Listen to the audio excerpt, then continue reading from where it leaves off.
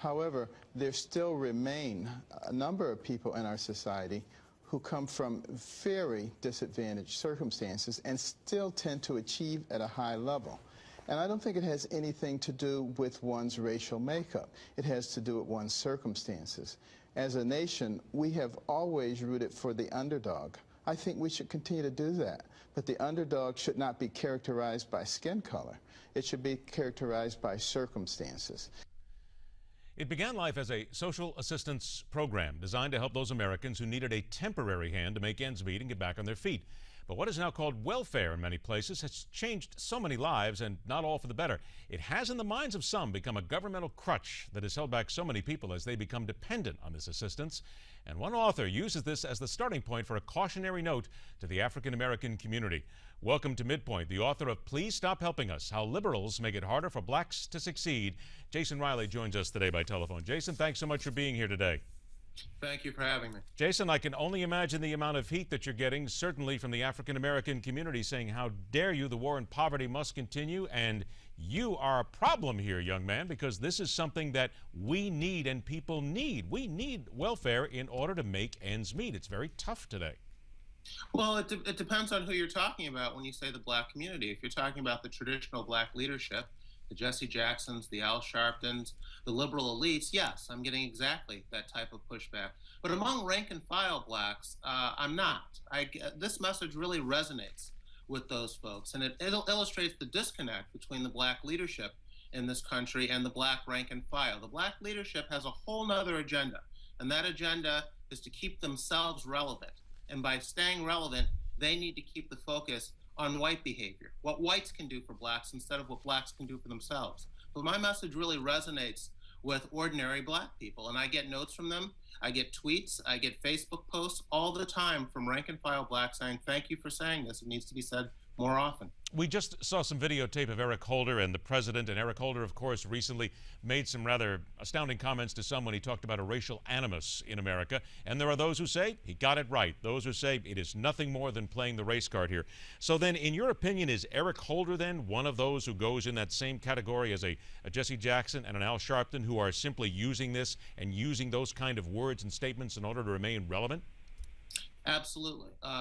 Eric Holder and Barack Obama in the White House have a political agenda here. They're worried about minority turnout in November, and so they're trying to scare people to the polls. His comments about racism driving criticism of Obama is ridiculous, and Obama himself has pointed this out in the past.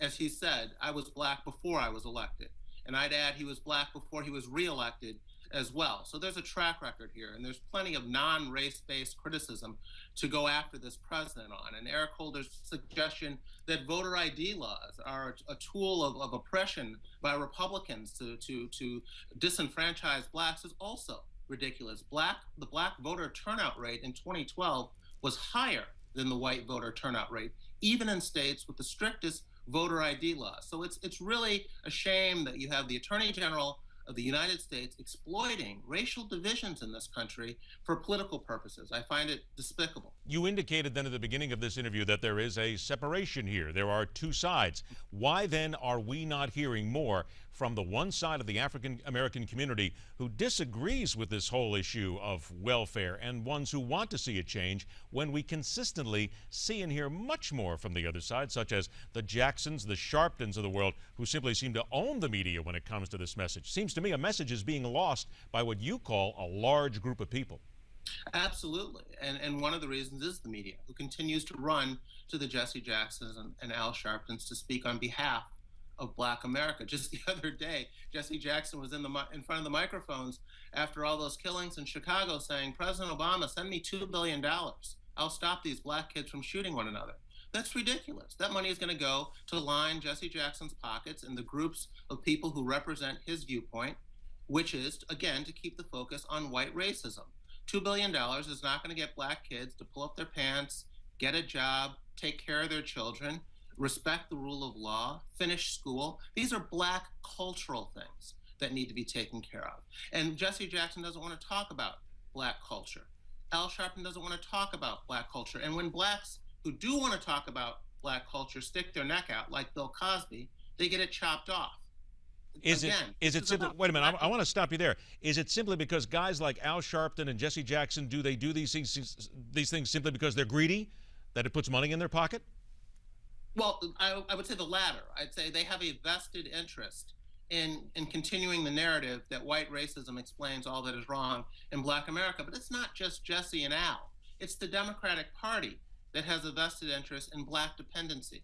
That is how they maintain that loyalty from Blacks. So you have an overdependence on government in the Black community, whether we're talking about jobs, the military, social services, the post office, and so forth, or whether we're talking about handouts, benefits, welfare checks, food stamps, and so forth. You have an overdependence on government. That is how the Democratic Party wants it, and therefore they defend the status quo, and Jesse Jackson, Al Sharpton help them defend the status quo because it serves the NAACP's interest as well. All right, so about a minute or so that I have left here. In your opinion, then, what is it going to take, then, for the Black community to stand up and realize, again, in your opinion, that they are being used by the Jacksons, the Sharptons, and the Democratic parties of the world, and make a substantive change?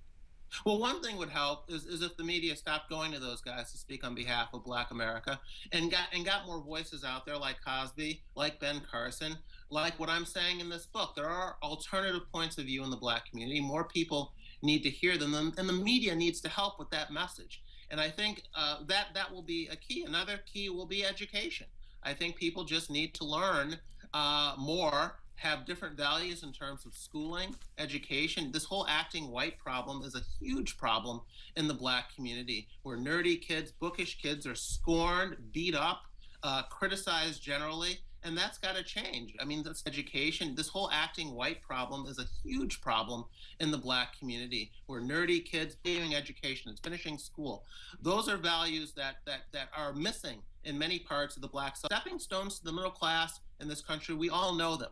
We all know it's hard work, it's industry and thrift, it's value. Should America then know, and other people know, that Jesse Jackson and Al Sharpton don't speak for the African American community as a whole? Absolutely. They should also know that a Black man in the White House is no substitute for a Black man in the home. There's only the latter that is going to move us towards solving the problems that the Black underclass faces today. Washington can't solve this. Government can't solve it. Barack Obama can't solve it. Great moments of advice, too. The book is Please Stop Helping Us, How Liberals Make It Harder for Blacks to Succeed. Jason Riley is the author. Jason, thanks so much for being us. Let's do it again, my friend. Thank you. I'd love to. All right. Have a great weekend. Coming up next, the Israeli military has gone underground, and the world holds its collective breath to see if this is the final act in this latest play on war. It's next, right here on MidPoint, where every day we question everything.